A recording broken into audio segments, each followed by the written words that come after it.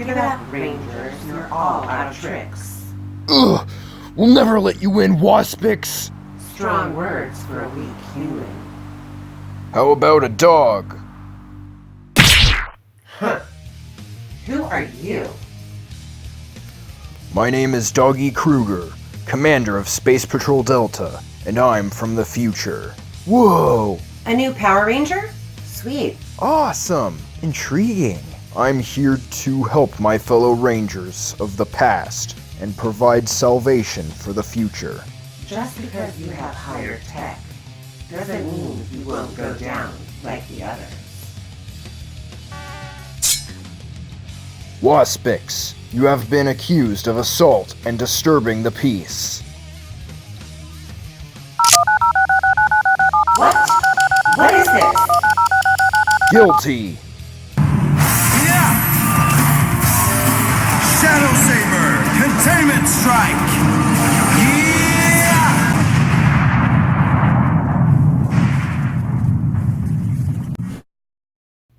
That was incredible! Yeah! You said you were from the future, right? That's correct. What year are you from?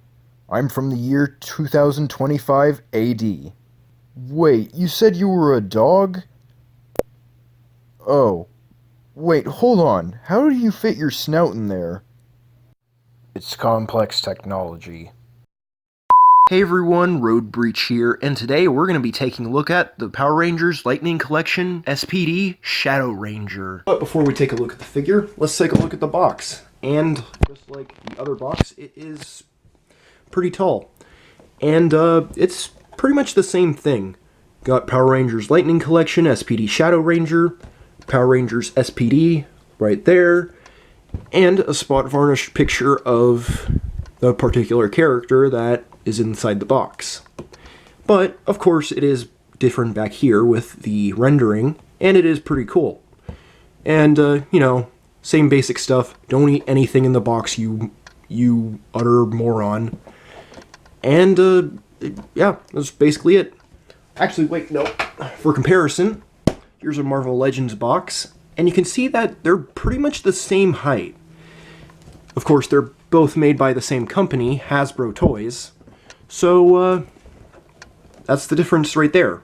This one's from Marvel Legends. This one's Marvel Legends White Tiger, which I think I might review later, but that's besides the point. Well, anyway, we're done with the boxes. Let's take a look at the figure. So, taking a look at the Shadow Ranger figure, we can see that he bears a striking resemblance to what was presented on TV. The figure is very accurate to how he looked in the show. Of course, and I really do like the helmet design here. Nice dog ears and the SPD logo emblazoned on the helmet right there. The sirens on the side, and yep, these are sirens. I've seen the show, I know what these are.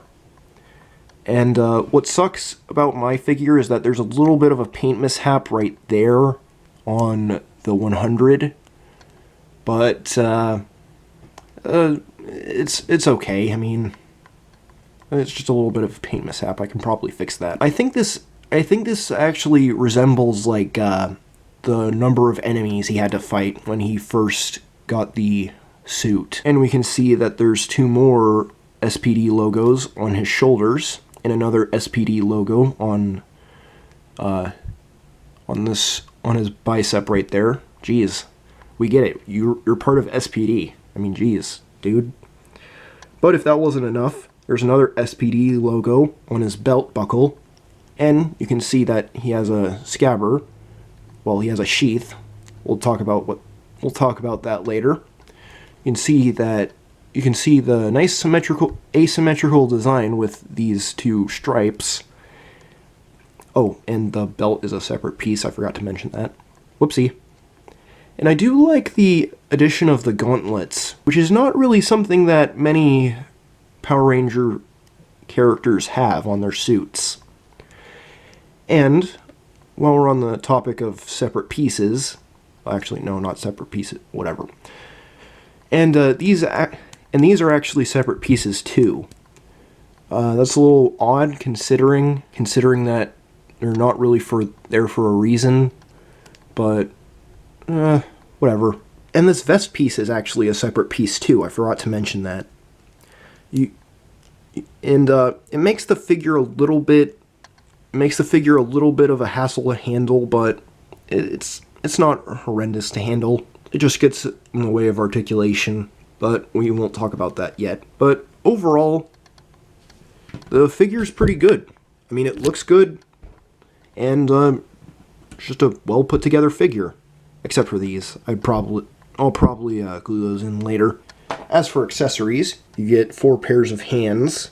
You get a double pointing hand and a single pointing hand, and just like the Red Ranger figure that I already covered, these wrist pegs are scary. Like, they're uber thin, and I'm afraid I might break this.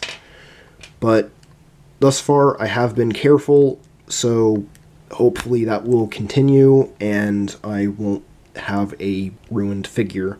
You also get his Shadow Saber, which is a pretty well detailed piece for what it is. And you guessed it, you can just put that right in there, so he looks like a wandering samurai, or you could just put that in his hand, so, you know, he can do what he's paid to do. He also comes with his SPD morpher, and you can just put that in his hand, like so. SPD, come out with your hands up! You also get a Doggy Kruger head, but that's not all. You also get a neck piece for Doggy Kruger, which is a little bit odd. I mean, the other figures, as far as I'm aware, they all don't come with neck pieces, and I feel like it would make a little bit more sense if Doggy didn't have a neck piece here, but I guess that's the least of my concern. But what is the most of my concern is the head. It does look I think that the head isn't all that accurate to the TV show. I believe his snoot was a little bit flatter than this, but it does look pretty good. And while I do believe that there could have been some extra shading on it, like the old 2000s figure had, I do think that this head does look pretty good. Although the irises, I feel like I've seen a dog before. Like, I know what a dog looks like. They don't have black... I've seen what a dog looks like. They don't have black scleras. They have white scleras, just like humans. And one thing that I usually don't really pay attention to is the hair. I noticed that he has these dreadlocks, but that's not really something that I ever paid attention to all that often. I was just busy paying attention to him being a dojo. Also, he's got, like, dragon ears, which is a little bit weird, but whatever. And just like the other figures in this line, you just pop off the head and put on the unmasked head. But, of course, you gotta put on the neck piece to go with this head. And we get something that didn't really happen in the TV show. And I think you could actually like make his robe, and this would be a pretty good Doggy Kruger figure. It just cover up everything else. I just want to boop his little snoot, just little dog dude snooze. I want to boop the little snoot. Road breach. Do not touch my nose. I am an officer of the law who has had everything that he loves taken away from him. The one thing that I will not stand for is for you to treat me like a common earth animal and disrespect me by invading my personal space. Do I make myself clear? Yes, you make yourself perfectly clear. Good. Well, anyway, and just like all the other Rangers, you do get an effects piece, which just goes over the sword like so. Just feed that through, and there you go. Now for comparisons, here are some cops. Here's Devastator. Here's Victorion. Here's Taylor. And, because I know that many of you want to know, here's Spider-Man next to them. And you can see that Spider-Man's the smallest of these three figures. Here's Thunderhoof, another criminal. Here's Guardians of Harmony Rainbow Dash. And here's Marvel Legends White Tiger. Overall, this figure's pretty good.